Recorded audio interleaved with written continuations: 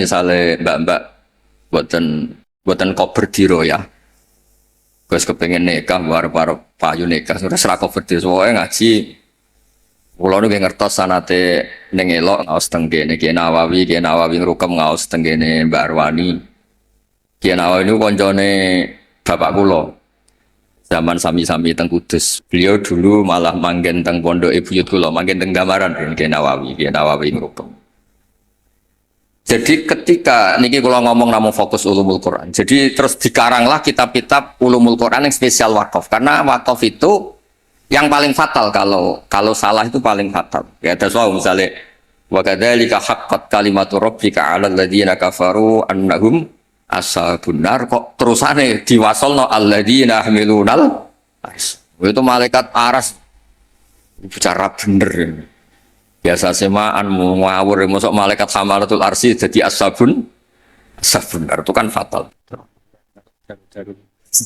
Garu-garu. Mulane donga mawon sampean. Mulane nek sampean Qur'ane fakofera bener maca sing cepet ae. Dadi malaikat ora kok bernilai, mergo bingung terus. Dadi malaikat kaya sing nyemak delok pojok etok. Karena sekali maca mbok jiwai jebule salah itu malah napa? Malah fatal. Mau niki sing kedua kalau cerita syifa. Quran itu syifa, obat atau solusi. Ini juga penting dijelaskan. Ketika kita nekuni ilmu astronomi atau falak, itu Quran cerita dan itu pasti benar karena bisa dibuktikan. Gini gue misalnya cerita asyamsu wal qamaru bi husban. Allah itu bikin matahari dan bikin rembulan itu untuk hitungan.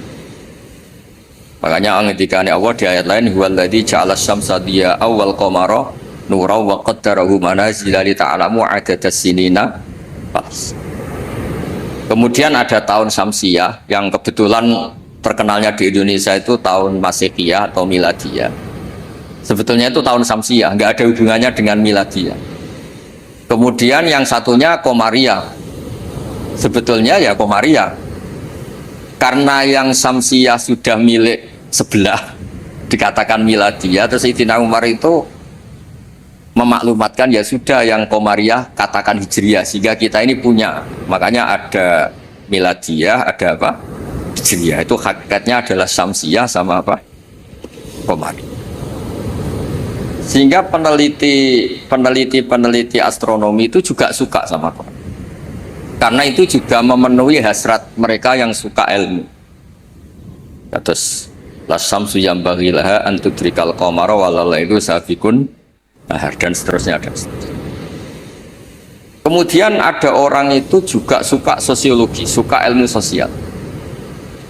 Dan itu yang saya sering setiap misi di Jogja mesti saya itu cerita ilmu sosial. Ilmu sosial itu kebetulan bapak sosiologi itu yang paling dikenal jenis Ibnu Khaldun, punya kitab namanya Muqaddimatu Ibnu Khaldun. Kalau sinau tenanan di sinau tajribah, maksudnya penelitian sosial juga sinau kitab-kitab. Kata Ibnu Khaldun begini, dan ini harus dihayati, dilakukan ketika mbak-mbak pulang. Andai kan Rasulullah SAW itu setiap hari bisa terbang Mekah Madinah, setiap hari Mi'raj.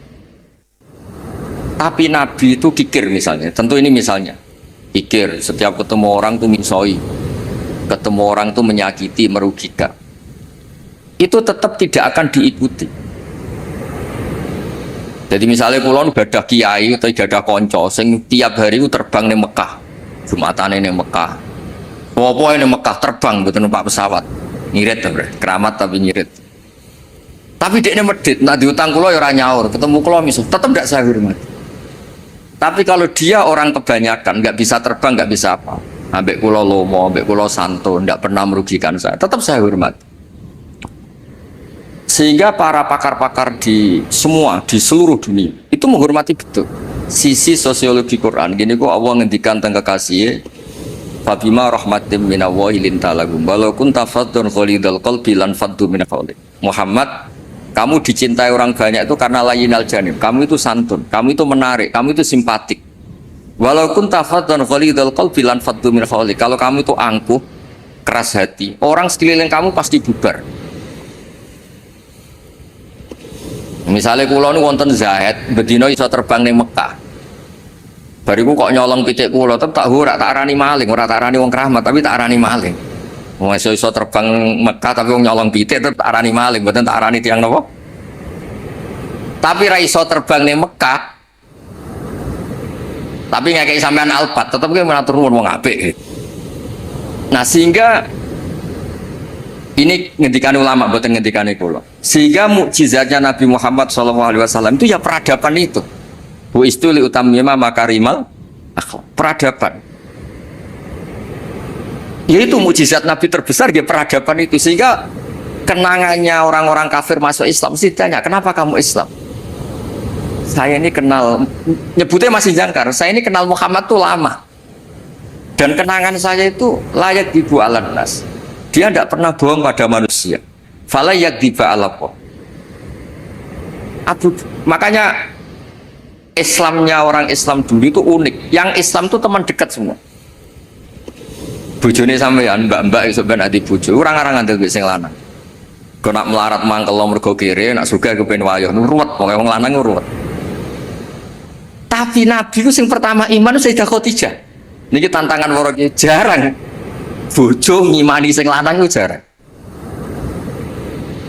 Sing pertama iman tiang lanang itu Abu Bakar, koncone dagang dijak malor ngidul jenenge Abu Bakar. Zaid niku bin Harisa, anake ketua suku, ilang teng Mekah ditemuk tiang terus jadi budake Khadijah terus dikekno Kanjeng Nabi. Wae Zaid itu budak. Niku bareng garekno Nabi tahunan niku wong kok apike ngene. Niku dijaluk bapake merdeka meneng mboten purun sampai diceluk Zaid bin Muhammad. Intinya ngeten, Islam itu apa? Dawuh pangeran amlam ya'rifu rasulahum fahum lahum munkirun. Muhammad ini figur yang saya lepas dan Anda bisa ngecek bapaknya siapa, keluarganya siapa, perilaku sosialnya kayak apa, punya reputasi bohong apa enggak, punya. Makanya ketika Nabi pertama dakwah, lau akhbartukum ara'aitum lau akhbartukum, saya kalau cerita ke kamu bahwa sekarang di balik gunung itu ada pasukan yang mau menyerang kita, akuntum musaddiqi, apa kamu percaya sama saya? Semua zaman itu jawab majarrobna alika kadiban, Muhammad selama ini saya tidak pernah kamu itu bohong. Sehingga ketika Nabi memaklumatkan diri jadi Nabi, yang pertama-tama beriman ya Sayyidah Khadijah, Abu Bakar, karena ya alasannya selama ini kenangan saya itu gak pernah dibohongi Muhammad. Kalau dia tidak bohong sama manusia, maka tidak akan bohong sama Allah Subhanahu wa Ta'ala. Sehingga mukjizatnya Hadaddin itu ya peradaban itu. Ya saya ulangi, mukjizatnya Hadaddin ya peradaban. Sehingga agama ini dibawa mulai Rasulullah sampai Wali Songo sampai sekarang. Kiai yang diikuti orang banyak ya yang peradabannya baik. Baik itu bisa manfaat atau paling tidak ada merugikan orang lain. Coba kalau saya misalnya jadi kiai terus dapat mukjizat tongkatnya Nabi Musa, itu untuk apa tuh? Bingung kan?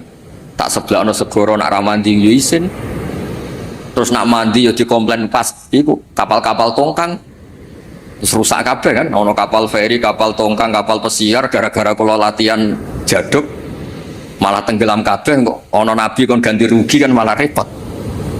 Lah nak ramandi jarene ora mandi. Tapi hadal Quran kata semua ulama bukan satu, semua Quran. Mukjizat itu Rasulullah SAW paling top di Quran. Apa itu? Jadi itu peradaban. Kalau sering cerita tentang santri-santri, kamu punya teman Zaid. Ketika berteman dengan kamu, Zaid ini miskin. Kamu kasih uang, kamu santuni, kamu sayangi. Itu ketika dia jadi menteri atau pejabat di Jakarta, kamu ketemu itu pede. Karena apa? Hubungan kamu itu yunfikun. Al-yadul ulya khairum al-yadis sufla. Makanya pertama Quran itu cerita orang baik itu siapa? Wa mimma razaqnahum yunfikun. Jadi orang medit itu ya mangkel tenan. Saya hidup di Jogja lama, sering teng Jakarta. Saya tuh merasa dilindungi itu ya oleh konsep sosial Quran. Kalau ketemu orang itu gimana? Alladzina yunfikuna fis-sarra wa dharra. Usahakan kalau ketemu orang lain itu berkontribusi. Ketika kecewa wal kadhiminal itu ketika kecewa itu ya tidak usah meledak-ledak terus miso-miso maksudmu nak ramandi yo isin nak mandi merugikan orang Islam, jadi kemungkinan dua-duanya itu buruk. Ya nak ramadi sen, nak mandi ngrugekno wis. Terus wal afina anin nas, ketika kecewa itu mudah memaafkan. Semua orang yang diterima banyak orang itu pasti yaitu dia dermawan, paling tidak merugikan orang lain. Ketika kecewa wal kadhimin al itu bisa mengendalikan emosi wal afina anin nas. Sebab itu saran kula terakhir teng Mbak kula boten kepengen ngaji sing aneh-aneh ini sing otoritatif. Sayyidina Ali itu kalau ngandani orang masalah sosial itu gampang. Kata beliau, ahsin man syi'ta takun amirah. Kamu baik saja sama seseorang, pasti kamu jadi pemimpinnya. Kita misalnya pergi, misalnya pakai Innova.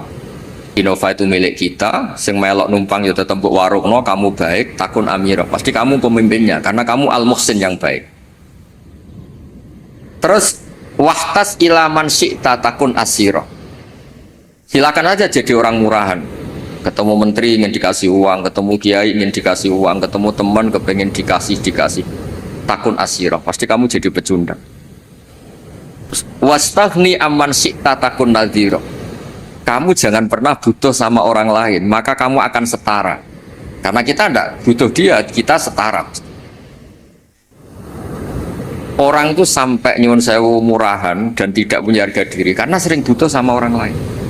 Kalau tidak, pasti kita setara. Nah, itu eling-eling apa? Ahsin man syi'ta takun amirah. Wahtas ila man syi'ta takun asirah. Wastaghni amman syi'ta takun nadhira.